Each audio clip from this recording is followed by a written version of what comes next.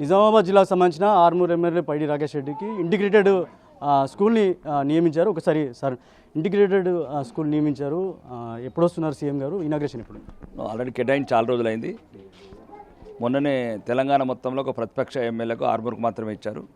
ఎందుకంటే మన ఆర్మూర్ నియోజకవర్గ ప్రజల పన్నులు ఏదైతే కట్టినామో, మా ఆర్మూర్ ప్రజల మీద ఏదైతే 2 లక్షల కోట్ల అప్పు తీసుకొచ్చినారో, ఆ అప్పులో వాటా ఆదాయంలో వాటాని నిలదీసి అడిగినాం కాబట్టి రాష్ట్ర ప్రభుత్వాన్ని గౌరవ ముఖ్యమంత్రి గారు కూడా దాన్ని శాంక్షన్ చేయడం జరిగింది. ఈ మధ్యనే టెండర్లు కూడా అయిపోయింది. 200 crores స్థలం కూడా ఫైనల్ చేశారు. అక్కడ పచ్చటి ప్రకృతి, కొండల మధ్యన, పంట కాలువల మధ్యన నేషనల్ హైవేని ఆనుకొని అన్ని రకాలుగా పేద పిల్లలు, మా పిల్లల్లాగా, మా పిల్లలు ఎట్లయితే ఇంటర్నేషనల్ స్కూళ్ళల్లో అన్ని రకాల ఒక ప్రకృతిలో ఎట్లా చదువుకుంటున్నారో ఆ రకంగా చదువుకోవడానికి స్థలాన్ని డిసైడ్ చేయడం జరిగింది.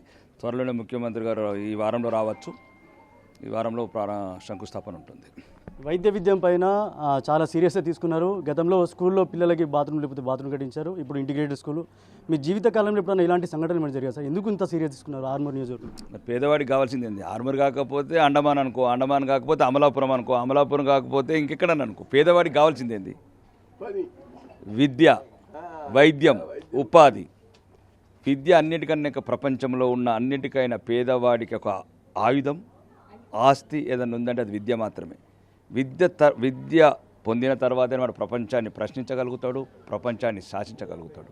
దాని గురించి నేను రాజకీయాల లక్ష్యం కూడా అదే, విద్య, వైద్యం, ఉపాధి. ఆ రకంగానే ప్రయత్నం చేస్తూ పోతున్నాను. త్వరలోనే లక్కంపల్లి సెజ్ గురు గౌరవనీయ ముఖ్యమంత్రి గారితో మాట్లాడడం జరిగింది. ఇండస్ట్రీస్ మినిస్టర్ శ్రీధర్ బాబు గారితో మాట్లాడడం జరిగింది. త్వరలోనే సుమారు 1000 కోట్లు కేటాయించడానికి అవకాశాలు ఉన్నాయి.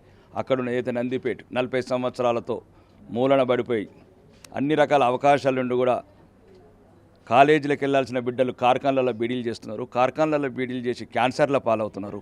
సోయి లేని నాయకులు, సోయి రాని నాయకులు, రాజకీయం తప్ప అభివృద్ధి పట్టిన నాయకత్వం ఉన్నది కాబట్టి ఎన్ని రోజులు. కాబట్టి ఈరోజు ఆ రకంగా ప్రయత్నం చేస్తున్నాం.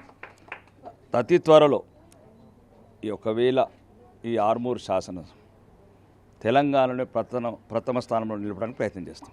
మీరు ప్రథమ స్థానం అంటారు. మీ మాజీ ఎమ్మెల్యేమో అధికారులను బెదిరిస్తున్నాడు. అధికారులను బెదిరించి నిన్న ఇక్కడికి వచ్చి చాలా విషయాలు తెలిసిండొచ్చు. ఎట్లా చూస్తారు సార్ నిజంగా?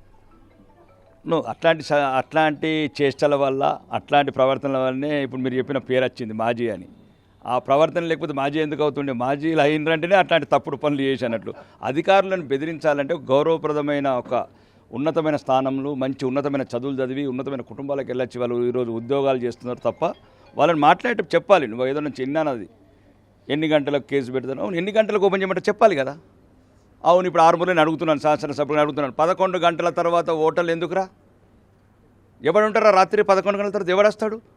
ఎవడన్నా ఒక మంచి కుటుంబంలో సభ్యులు, మహిళలు, కుటుంబాల నుండి సంసారాలు చేసుకుంటే రోడ్డు మీదకి వస్తాడా 11 తర్వాత? 11 తర్వాత ఎవరు వస్తారు? సంఘ విద్రోహ శక్తులు, డ్రగ్స్ ఎడిక్ట్స్, తాగుబోతు విధవలు, పేకాట రాయిళ్ళు.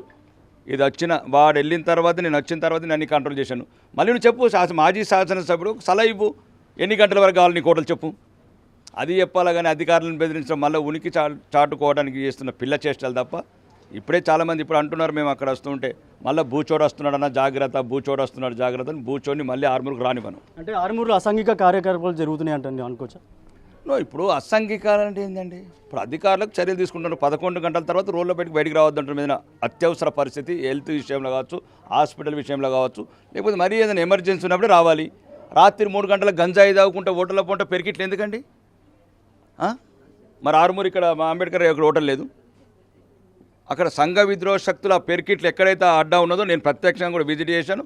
ఇప్పుడు కూడా బహిరంగంగా చెప్తున్న, ఆర్మూర్లో మొత్తం ఉన్న టౌన్లో ఉన్న వాళ్ళకు మర్యాద కొద్దిగా ఉంటారా ఉండుర్రి.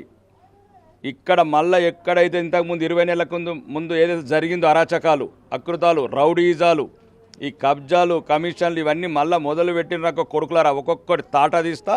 ఈరోజు ఏదైతే మీరు ఒక అధికార పార్టీ ముసుగులు ఎట్లాంటి పనులు చేస్తున్నారో, లేకపోతే దిగజారిన రాజకీయ నాయకుల మాటలను చెడిపోతున్నారో, ఇంకొకసారి మర్యాదగా ఉండదు. ఒక శాసనసభ్యుడిగా చెప్తున్నా, ఆర్మూర్ ప్రశాంతంగా ఉండాలి, ఆర్మూర్ ప్రజలు ప్రశాంతంగా ఉండాలి, వాళ్ళ జీవితాలు వాళ్ళు బతకాలి, వాళ్ళ పనులు వాళ్ళ వ్యాపారాలు వాళ్ళు చేసుకోవాలి తప్ప ఇక్కడ ఎట్లాంటి అసాంఘిక కార్యకలాపాలు ఒప్పుకునేదే లేదు. అవసరమైతే ఇప్పుడు ఇంకా 2 ఏళ్ళు బతుకుతారు మీరు. మళ్ళీ వచ్చే ప్రభుత్వంలో చెప్తున్నాను, యూపీలో ఎట్లయితే బుల్డోజర్లు బుల్లెట్లు దించినామో బుల్డోజర్లు బుల్లెట్లు దించుతాను ఆర్మూర్లో.